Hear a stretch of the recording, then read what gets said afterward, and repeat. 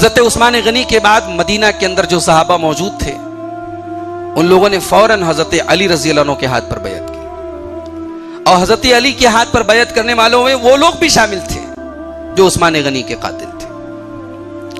हजरत अमीर मुआविया रजी अल्लाह अन्हु, इनके बारे में भी थोड़ा सा समझ लीजिए कौन है। आज बड़ी इनके बारे में जुबान दराजी होती है कि वो ऐसे थे वैसे थे।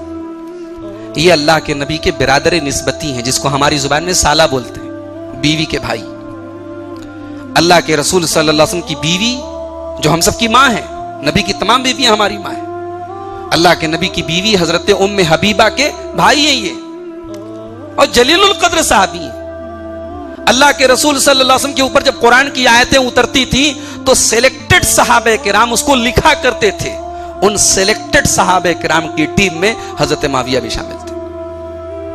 हजरत माविया वो सहाबी है जिनके लिए अल्लाह के नबी ने दुआ की है कि अल्लाह इनको हादी बना, इनको हिदायत याफ्ता बना। हजरत अमीर माविया वो सहाबी हैं, बुखारी की रिवायत है, ये 1 रकात वितर की नमाज पढ़ते थे।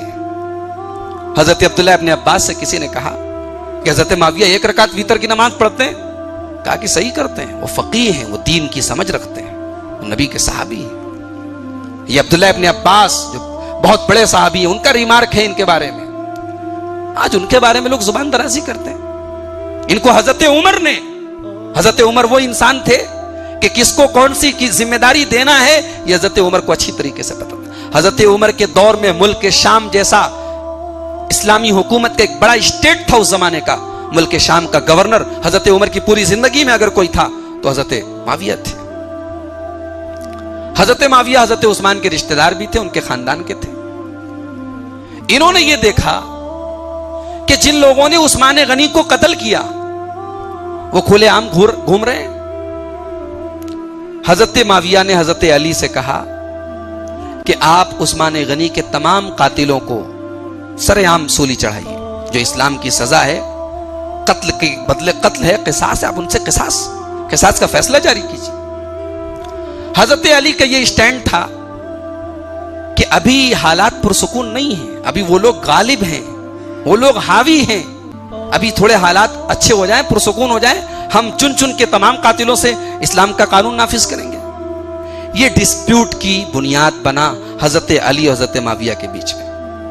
यहां पे एक बात याद रखें, आमतौर से ऐसा समझा जाता है कि हजरत अली और हजरत माविया के बीच में कुर्सी की लड़ाई थी। नऊजुबिल्लाह, दोनों सहाबी हैं और हमारे लिए हजरत अली भी बहुत इंतहाई काबिल एहतराम है और हजरत माविया भी काबिल एहतराम है। और नबी का कोई सहाबी मामूली नहीं होता, ये बात याद रखिए। नबी का कोई सहाबी सहाबे किराम के बाद कयामत तक आने बड़े से बड़े वली किसी एक सहाबी के मकाम को नहीं पहुंच सकते। ये हमारा अकीदा और ईमान है। मुहम्मदुर रसूलुल्लाह की उम्मत में सबसे अफजल और सबसे बेहतरीन अगर कोई लोग हैं तो अल्लाह के रसूल सल्लल्लाहु अलैहि वसल्लम के सहाबा हैं। अल्लाह के नबी फरमाते हैं, ला तसुब्बु अस्हाबी, मेरे किसी सहाबी पर जुबान दराजी न करना, लान तान न करना, सब्बो शतम न करना। फलौ अन्ना अहदकुम अनफक़ मिस्ला उहुदिन ज़हबा मा बलग मुद्दा अहदिहिम वला नसीफहू।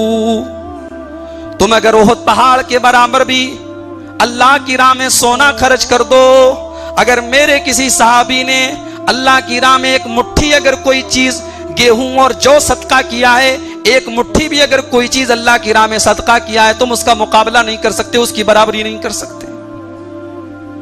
गौर कर रहे हैं आप?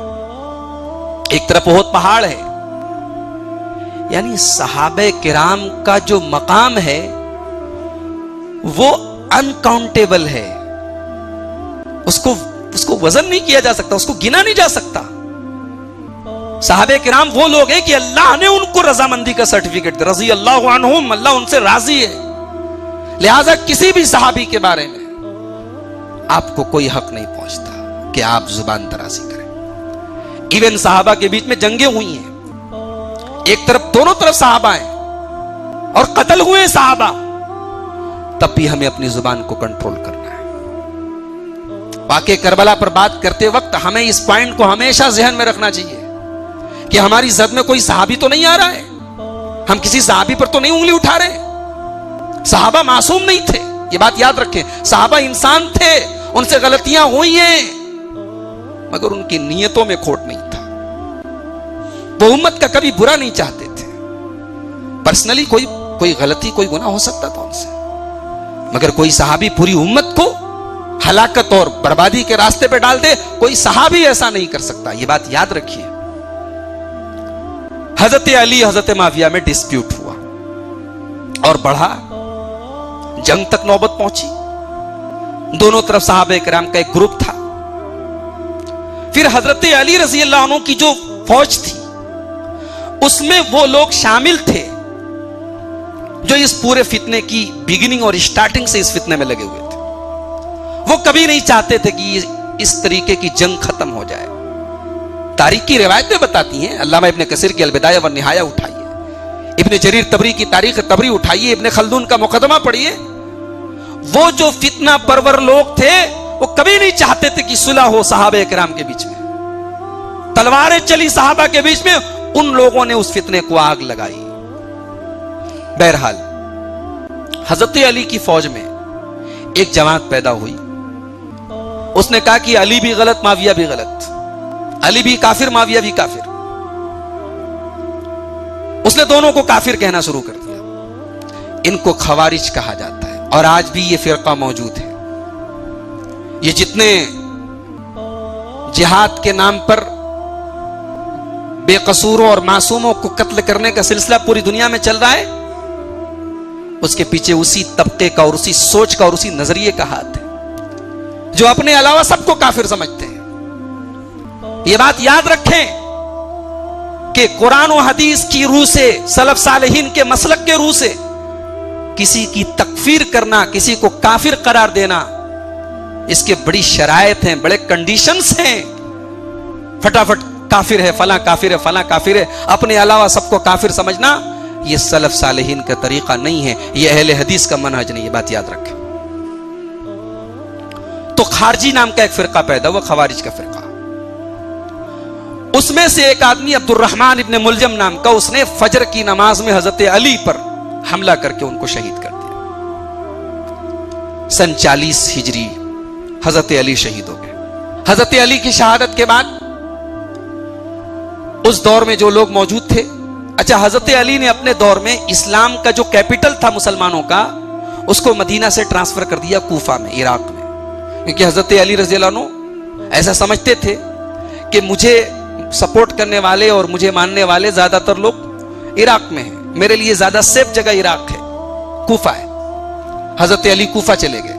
इस्लामिक कैपिटल जो हजरत उस्मान गनी रज़ी अल्लाह अन्हु के इस दौर तक मदीना में थी, अब वो ट्रांसफर होकर कूफा पहुंचे।